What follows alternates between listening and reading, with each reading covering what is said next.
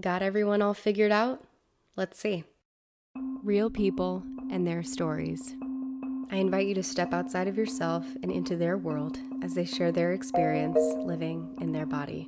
Through deep, reflective conversations, we uncover the influences that have shaped their journey: mental health, personal relationships, healthcare experiences, and the weight of societal expectations. This is just a glimpse on what it feels like to exist in someone else's skin.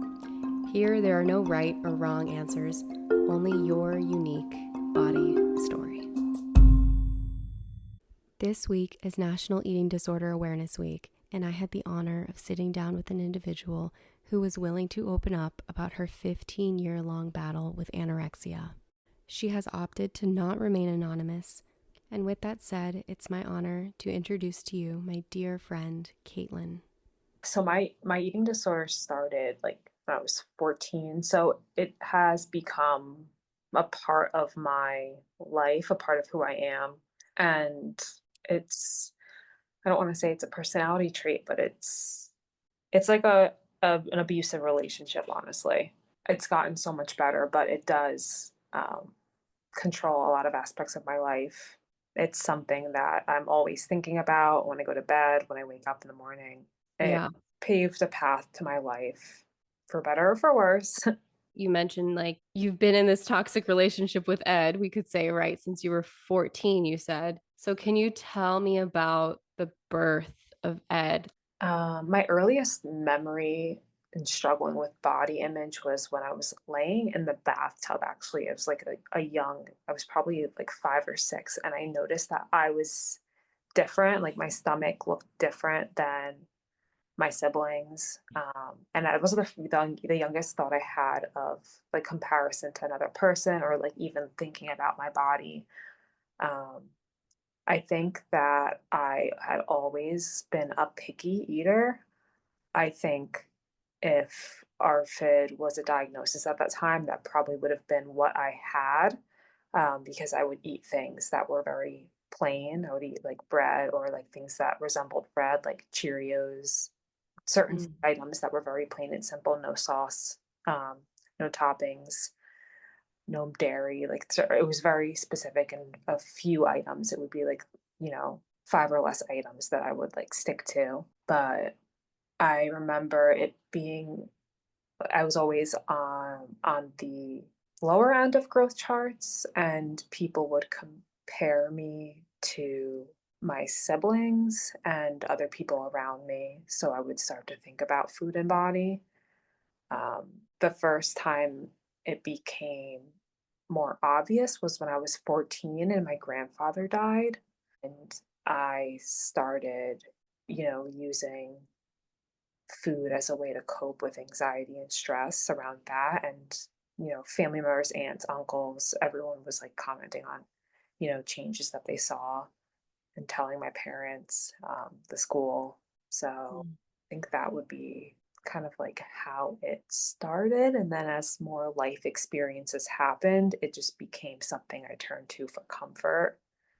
Mm. Uh, Certain traumas, uh, changes, moves, hurricane, just a whole bunch of things that happened. It just became a way I coped. And then as time went on, my eating disorder became more prominent. And then my voice, which is like Caitlin, who I am, kind of like was dimmed and suppressed until Mm. like more eating disorder and less me. I became like a shell.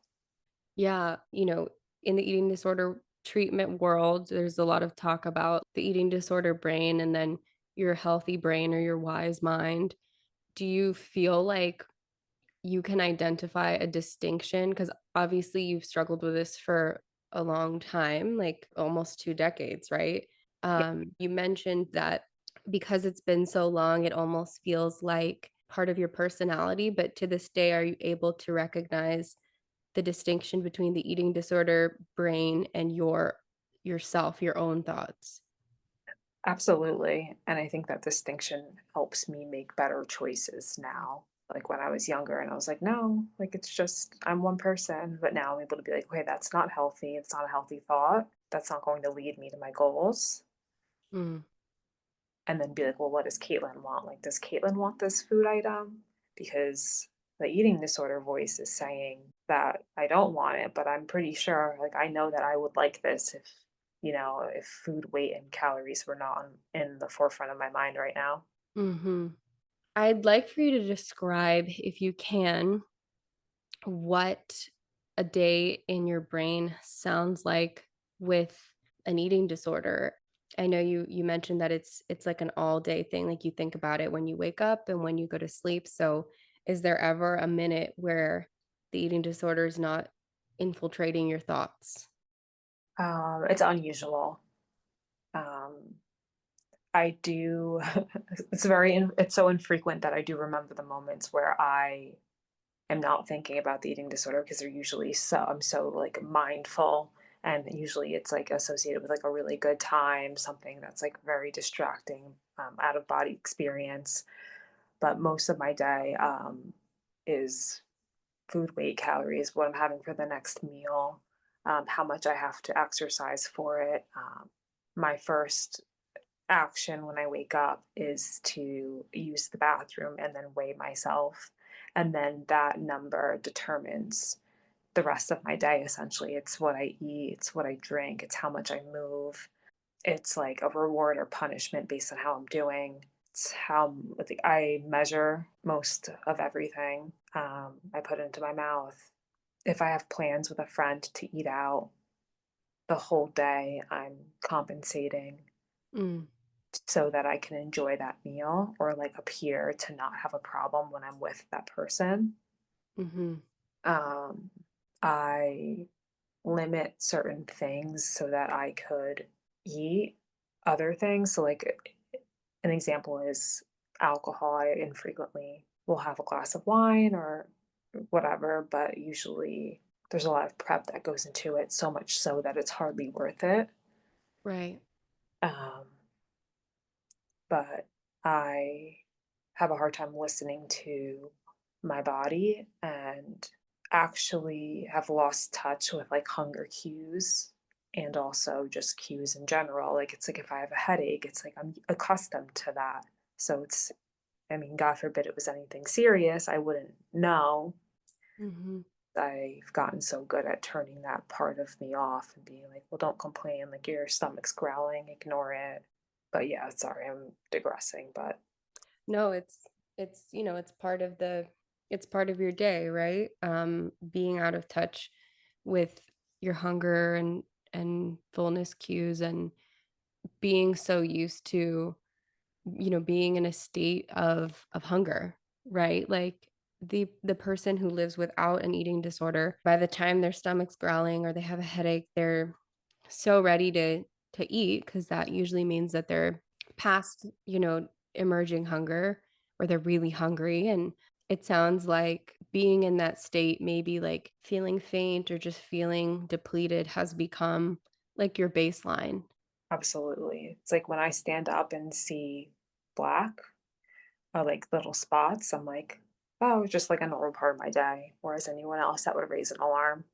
Mm. Obviously, like living in this state for so long, it can get you to a place where the body's like, "Hello, I need help," right? Like, I need an intervention. Like you sort of are driving, 100 miles per hour, but you're headed straight for the cliff. So the points where you're approaching the cliff, do you do a little U-turn or have you fallen off the cliff? So I have fallen off the cliff before Hmm. during COVID.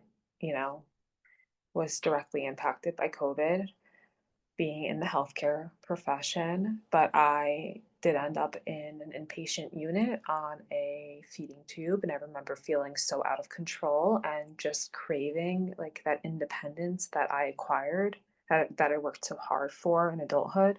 And I try every day not to get there.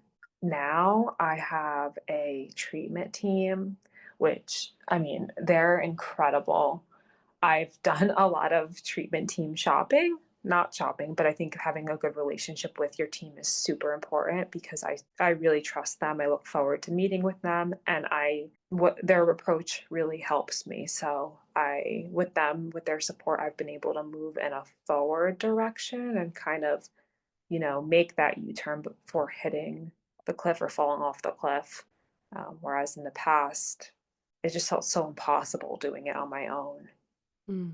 Eternally grateful for them. And I think it's important too for anybody struggling to have a treatment team. I don't know what I would do if I didn't have their support. It's a very lonely illness. Yeah.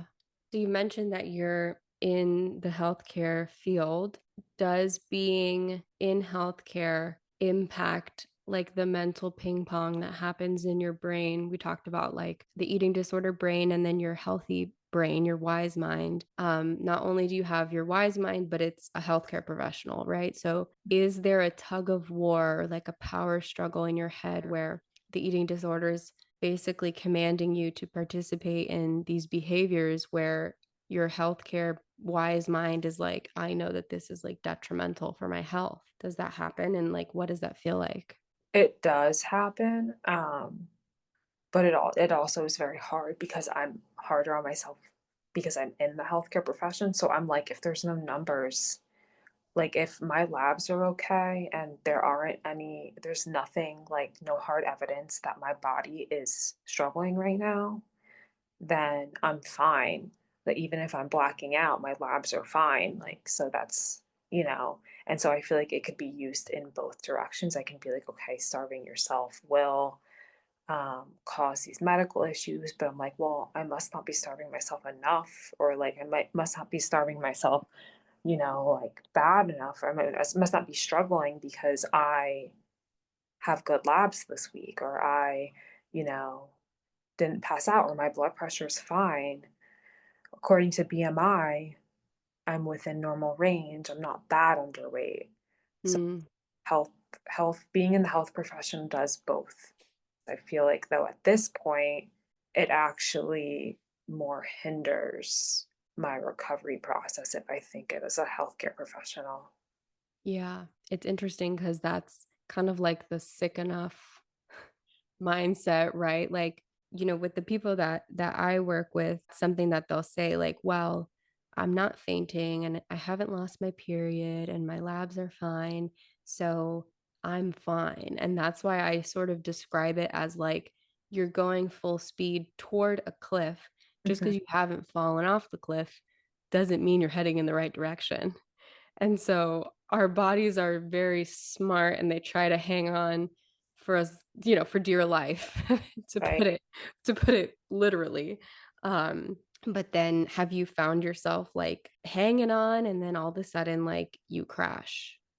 Oh, yes, definitely. And usually the crash is like, usually I need a higher level of care as an intervention to, get back on my feet. But an example is my cortisol levels. I was fine. My body was maintaining homeostasis at what I was doing for so long. And then when I started the refeeding process, um, it was evident that I couldn't stay outpatient because I got so sick. My body could not handle refeeding. And I think that's something to remember as a healthcare professional. I wouldn't want a young girl doing this. And I also want to emphasize that like you can be at a normal weight and still be very sick. I've seen it. I've been in Mhm. treatment with girls who have passed away at normal weights. Um, because I mean, if you think about BMI, there's a lot of things, not taken into consideration. Yeah. Um, I mean, it's such a shock to your body, and you can be at a very normal weight and still lose large amount of weights or still be hurting your body. Yeah. Like you can't see it, so you don't know until usually it's too late. Yeah. Yeah. And our bodies are incredible in that way that they really try to, like you said, maintain that homeostasis or, that equilibrium and hang on for dear life. And that's where the eating disorder tricks you because it's like you're not that sick and then all of a sudden you're off the cliff. And like you said, it's either too late or it's like right there where suddenly you're an adult professional who loses all of their independence and freedom. Right. What has your experience been with treatment, like level of care, how many times and all of that? Like what's your story with treatment? So I have had a lot of um, experience being a patient. I have had probably, I think, 4 residential stays. I've had at least 16 inpatient admissions, and I have been in PHP and IOP at least 6 times. Embarrassed to say that. It feels a little vulnerable to say that. I've needed a lot of support. Yeah. And I think even though like you said you feel embarrassed and like vulnerable, but I think people can, relate to that if there's like, people listening who have been in treatment. And I've seen people who are in their 60s and 70s, right? And so who have been struggling most of their life from early adolescence all the way through adulthood. And they always say like recovery is not linear, right? Mm. But people sort of think about that as, the ups and downs when you're first recovering. But I feel like people don't consider like the moments of relapse. Right. Yeah. I've had a good run in recovery. I think my longest was almost 8 years. Wow. Yeah, So there was an 8-year period where your wise mind was louder than the eating disorder brain. correct. Yep. COVID broke me. Mm. So what were you like during that time? Like, how did it feel? Because now you're talking about how your baseline is headachy, hungry, standing up and seeing black spots, right? All of those symptoms. What did it feel like to live with energy? Um, it felt like I felt like I was on a vacation. Like to be honest, it felt like everything was so new and so fresh. Like I felt like optimistic about the future. Um, I was really enjoying everything, like food, being around friends and family. I was in the moment. I was trying new things. I went on some solo trips. One of them right before COVID that I'll never forget was to Hawaii. I went by myself. I surfed, and it was just like such an out of body experience, something that feels a little bit distant right now, but it just felt like I was sure of myself. I felt happy. Like I wouldn't I would never sacrifice a pizza Friday to lose Mm. a pound. Um, I just was like super present, very sharp, very smart. Um, and I mean, now I'm doing better than I was in 2020, but I definitely feel like a mental lag. You said that it felt like you were on vacation. And I think that it's important to emphasize that statement because it shows how, I guess you could say, domineering like the eating disorder is, Yeah, and how mean it is every day and how it, like you were describing, controls every decision that you make during your day, every day. yeah. It it really it does, and it does feel it feels like a toxic relationship, something that you can't get away from, that you want to be away from, but there's like too much invested in it to Mhm. escape without being like unscathed. That's a really good comparison too, because maybe there's someone listening who does not have experience with an eating disorder, but maybe they have an experience with a toxic partner or toxic ex. And it's really similar. And I talk to my clients about breaking up with Ed. And usually people have an experience with some sort of crazy ex, or they know someone who has, or they've seen it in the movies. And I'm like, you got to block him. You have to, he'll create a new email account just to contact you. Like, he will go to great lengths, but like, he doesn't just want to be friends. Like, you can't hold hands with the eating disorder because he'll take your whole arm. Like, ultimately, it's like, if I can't have you, no one can. So it sounds like Ed has taken you to a point where he's like, we can hold hands. Like, I can be in the passenger seat, but he's still there, right? And he, like you said, you're doing better than you were in 2020, which is great, but he's still there. And like, it sounds like you stop yourself from getting to a point where a higher level of care is needed, but there's still all of that, like, mental gymnastics, mental ping pong, like the distress, the lack of peace in your brain. Yeah. Yeah, and I agree with that. I have found though, like I have found ways to kind of find motivation in moving forward, if that makes sense. Mm, How, like, I know that I will fight for like my peace, if that makes sense, for things mm, that impact me, if that's a positive working environment, someone that lets me take my lunch breaks. Um, joining a sport or um, I recently joined the run club and I get motivated to have a strong body to be able to yeah. participate in these things. Um, but yeah, you're right. There's a lot of mental gymnastics. And even in doing things like that, you're like, is that going to change my body? Yeah, like your mind is never free from those thoughts. Correct. Yeah. Being that you spent 8 years sort of ed free, you could say, to some degree, right? Yes. What, like, having the taste of that freedom, pun intended, and, not being in that place right now, what does the eating disorder serve you or offer you to prevent you from being on that vacation from the eating disorder?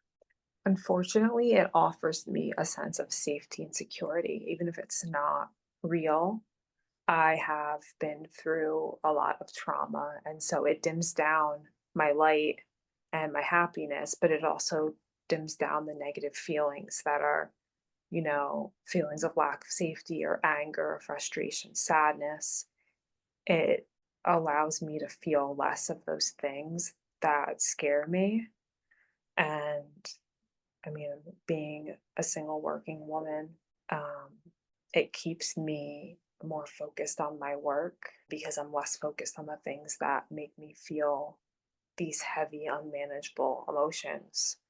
So, Mm, I mean, the eating disorder takes up all my life, a lot of my life, but in my mind, it's better than feeling immense sadness, crying during work, or having an anxiety or panic attack in public, like not being able to leave my apartment. It makes me sad to like, you know, to feel that and to because I know that life is so beautiful, and feeling the sad and hard emotions are worth that. That's all work in progress.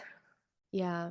I think that that's the reality for a lot of people who have an eating disorder. Like, people will say, well, why? Like, why? What does it serve you? Why don't you just eat? And the reality, like you said, is that you're like this flame. Like, our life and our passion and our personality is like this flame, and it sort of puts a dimmer, it turns a dimmer on, right? And you're sort of numb, which can be seen as good for people who have experienced trauma like you, um, who don't want to deal with those emotions every single day. But like you said, you can't pick and choose which emotions you turn off.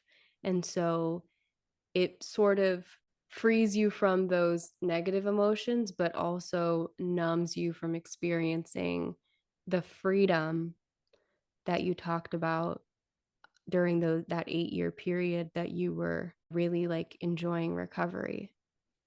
100%. It also keeps me from, like, you know, dating and doing anything that scares me, Mm, and, staying in a state where you're always safe can be very isolating and lonely because life is hard, and I do believe that, you know, doing things that scare you are important to an extent so that you can grow. yeah. Being that, the eating disorder started for you when you were 14, do you feel like going through that, the behaviors and everything that came with it, are there things that have impacted you to this day, 15 or so years later? Are there consequences from like those destructive behaviors that are creeping up on you?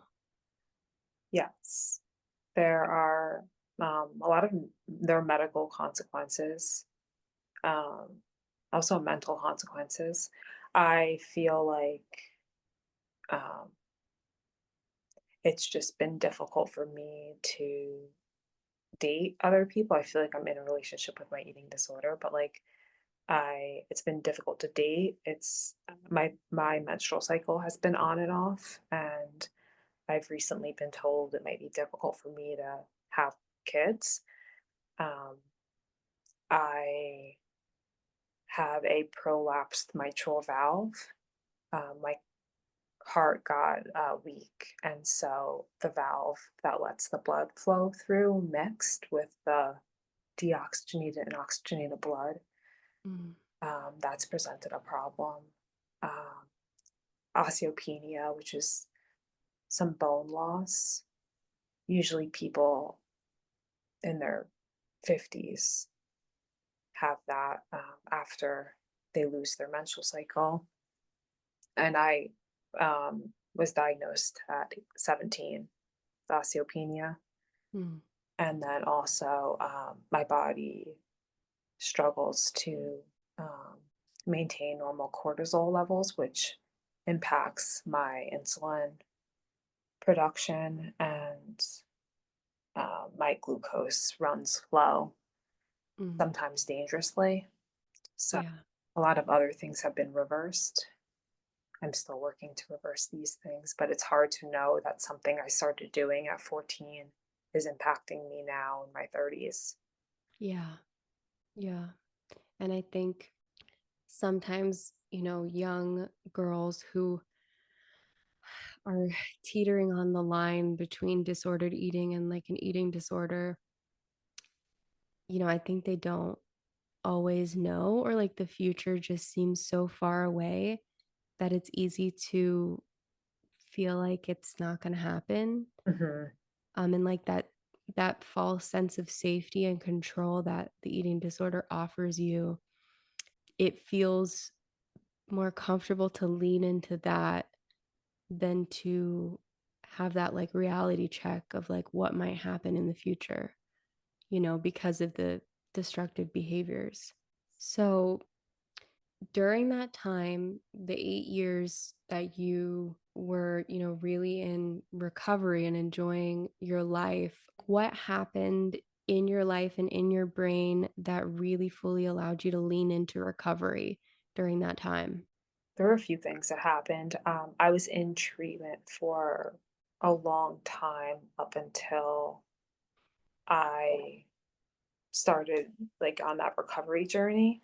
And I remember being so frustrated with being in treatment. Everyone else was, going to college, moving on through life, becoming financially independent, having families. And I was just like in treatment for years and years, missing out on prom and high school and then college years. And I remember being so frustrated and being like, I'm sick of this. I will do whatever I can to never be in this position again. And I remember, taking that leap, going to college, doing things that increased or improved my confidence that were not related to the eating disorder. I got a job at a restaurant where I made my closest friends. We have nothing in common besides the fact that we worked at this restaurant.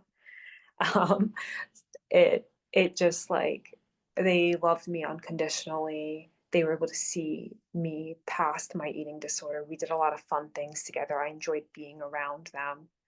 And they showed me that, life was worth living outside of an eating disorder and that I was more than an eating disorder. They loved me outside of my body. They didn't become friends with me because I was skinny, you know?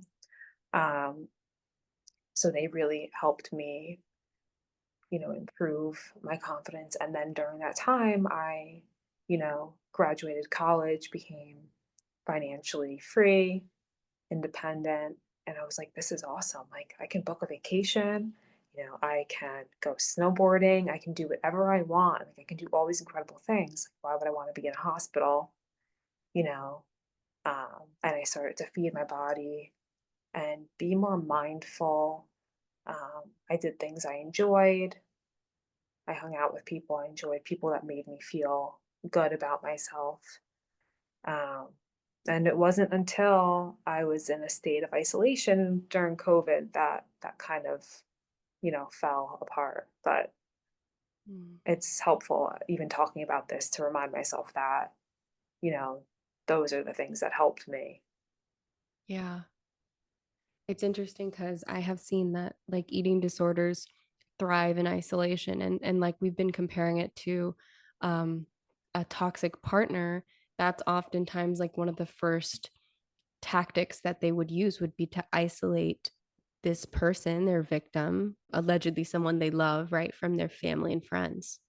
Right. Has there ever been anything that like a provider or someone has said that either, just made something click or like a light bulb went off that impacted you positively towards recovery, Um, and or anything that someone has said that just felt so triggering? yes, both.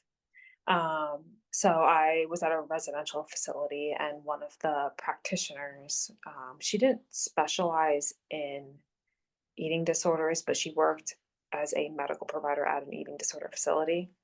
And I remember as I was going through the restoration process, she told me that I had a belly, and um, that she called me the liver girl, because my liver enzymes were off because of refeeding, and she would make comments about like how I was gaining weight. Oh, like I can poke your belly now, I could do this, and like made me very insecure, very self-conscious, made it feel like I was doing the wrong thing. Like, okay, I'm coming to an eating disorder facility to do better, to restore, to get healthy, and then the provider that's assessing me is telling me that I have a belly now.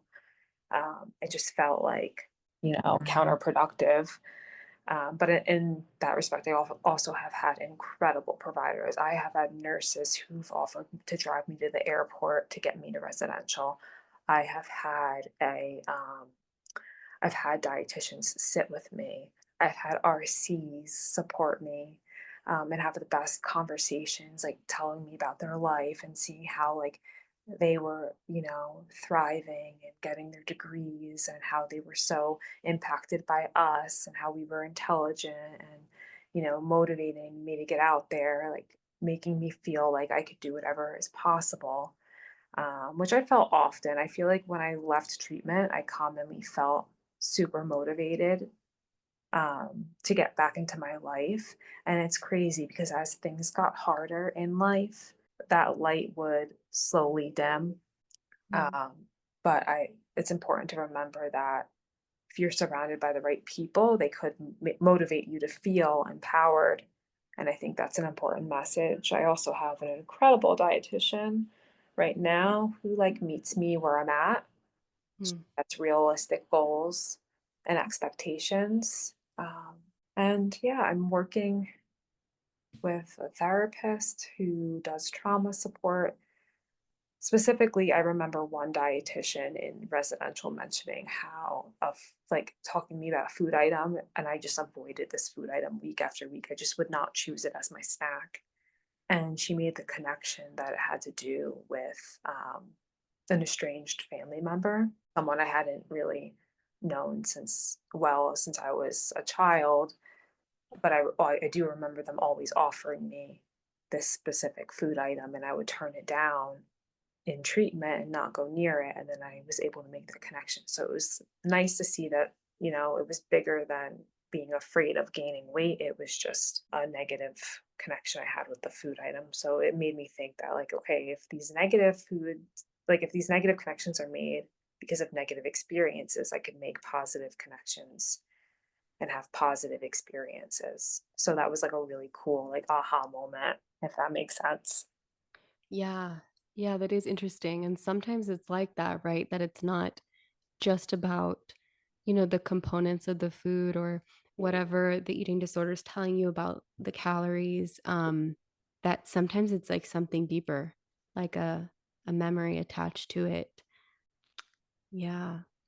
What do you feel, in regard to your eating disorder? Like, what is the eating disorder's biggest fear? Oh, that's a hard question. I would say my biggest fear is, doing everything I'm supposed to do and finding out that I'm unhappy anyway. So, like, risking gaining all that weight, or risking, eating the meal plan that I'm being prescribed, and doing the things that scare me, and then working so hard on that, and then being like, it's still like, I'm not better, like, this isn't better, and having like regret or feeling like worse. Um, and I'm honestly really afraid of feeling the things that are super uncomfortable. Hmm. Yeah. If you could talk to your younger self before the eating disorder began, what would you say to her? I would say, not to start doing that, that you're beautiful the way you are, that um, your body is a tool to live your life, and you get one of them, and not to ruin it. That, being a certain weight is not important, that people should not be commenting on your weight, but if they do, that's not on you. It's not your responsibility to fix or change it. And just that you're beautiful, like, the way that you are, and it doesn't make you unsafe to just be. Um, I would also be like, don't do it. Please, Caitlin, don't do it. Yeah, to go back years ago and say, don't do it. Yeah. Cause I think that's something that people don't realize is like once you get in it, like once you're in it, yes, like recovery is so possible, but it's like once you hear that eating disorder voice, it's hard for it to not creep in ever again. Absolutely. And it's also hard at 30 years old to look back and be like, look how much time I lost to food. Like a tool meant to live and get through your day, something that you absolutely need in your life. And like, even the thought processes, like, I wasted so much time on something that really doesn't matter. Mm, It matters keeping you alive, but like, to obsess over it in such a way that it puts you in a hospital and makes you lose years of your life, you know? yeah. Yeah. Just like a final question for our listeners would be if you could list like things to not say to someone with an eating disorder, what would they be? I would say, not to ask, like, why are you doing this? Or like, questions that feel like they have to go on defensive. Just being like, not commenting on their food, how much of it they're eating, or how they're eating it, or like, definitely not commenting on their body. Things that triggered me was like, oh, you look good. Because then I was like a certain weight, I didn't look quote unquote good. So I would associate that with feeling, larger, or like someone being like, I see you gained weight. And then in my head, it would tell me that it is important, it does matter, when really it doesn't. I think better things are better things to say would be like, how can I support you? How are you doing today? Would you like me to eat with you? Um, Things like that show support, and they're not questions that like back someone into a corner, making them feel shame and guilt for something that they already feel shameful and guilty about. Mm. I think that that's really valuable for people to know because definitely more people struggle with this than I think we realize. And so knowing what actually is helpful, because I think people do want to be helpful and they assume, oh, it's good that you've gained weight because that means you're getting better. But the eating disorder part of the brain hears that and says, you're failing at the eating disorder. And it sort of spirals and says, like, that means you're large. And that means that they do care about the weight. And that means that, my weight's the most important thing about me. And I'm losing my personality or identity that is so tightly associated with the eating disorder and what you feel it offers you and everything. So really, really good stuff. Thank you so much for being willing to share. Of course, it's my pleasure. Thanks for having me. Everybody has a story, and I'm glad you shared yours with me. And if you're ready to share your body story, I'd love to hear it. Remember, you can't hate yourself into health. Until next time, take care.